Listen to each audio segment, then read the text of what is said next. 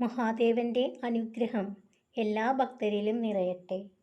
ഭക്തരെ, അർത്ഥശൂന്യമായ 1000 വാക്കുകളേക്കാൾ മികച്ചതാണ് ആശ്വാസം തരുന്ന ഒരു വാക്ക്.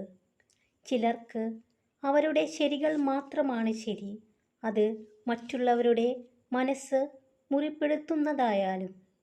ഭക്തരെ, ലക്ഷ്യത്തിൽ എത്തിച്ചേരാൻ കഴിയില്ല എന്ന് കണ്ടാൽ ലക്ഷ്യം മാറ്റരുത്. എത്തിച്ചേരേണ്ട വഴികൾ മാറ്റി ചിന്തിക്കുക. സ്നേഹത്തിന് ഒരു മറുവശം കൂടിയുണ്ട്. ആർക്കാണ് അത് അമിതമായി നൽകുന്നത്, അവരാൽ തന്നെ നിങ്ങൾ അവഗണിക്കപ്പെടും. ഭക്തരെ, വാക്കുകൾ വജ്രങ്ങളാണ്. ഉപയോഗിക്കാൻ അറിയുന്നവൻ്റെ കൈകളിൽ അതിന് മൂല്യവും തിളക്കവും വർദ്ധിക്കുന്നു. എന്നാൽ അറിവില്ലാത്തവൻ്റെ കൈകളിൽ ഹൃദയം കുത്തി മുറിപ്പെടുത്താൻ കഴിയുന്ന ചില്ലുകഷ്ണം മാത്രമാകുന്നു. ഭക്തരെ, സൗന്ദര്യം ശ്രദ്ധയാകർഷിക്കുന്നു, എന്നാൽ സ്വഭാവം ഹൃദയത്തെ ആകർഷിക്കുന്നു.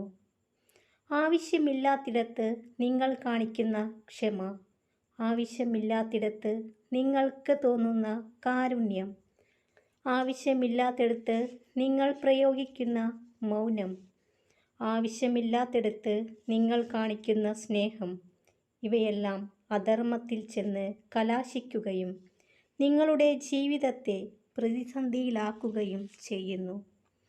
ഭക്തരെ, നിങ്ങൾ ചെയ്യുന്ന ഒരു കാര്യം, അത് ചെറുതോ വലുതോ എന്തുതന്നെ ആയിക്കൊള്ളട്ടെ, അത് നിങ്ങൾക്ക് സന്തോഷവും സമാധാനവും നൽകുന്നുണ്ടെങ്കിൽ അതാണ് നിങ്ങളുടെ ശരി. നിങ്ങൾക്ക് സന്തോഷവും സമാധാനവും നൽകാത്ത മുഴുവൻ ചിന്തകളെയും മനസ്സിൽ നിന്ന് ഒഴിവാക്കിയില്ലെങ്കിൽ മനസ്സ് എപ്പോഴും അസ്വസ്ഥമായിരിക്കും.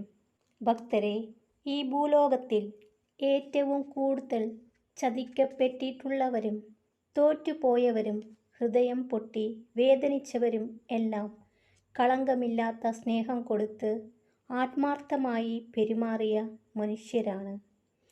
ഏറ്റവും നല്ല ആയുധം ക്ഷമയും ഏറ്റവും നല്ല പ്രതികാരം മൗനവും ആകുന്നു.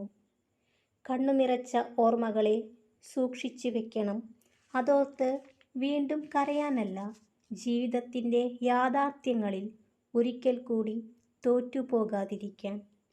ഭക്തരെല്ലാം സന്തോഷത്തോടു കൂടിയിരിക്കുക. മഹാദേവന്റെ അനുഗ്രഹം എല്ലാ ഭക്തരിലും നിറയട്ടെ. ഓം നമഃ ശിവായ.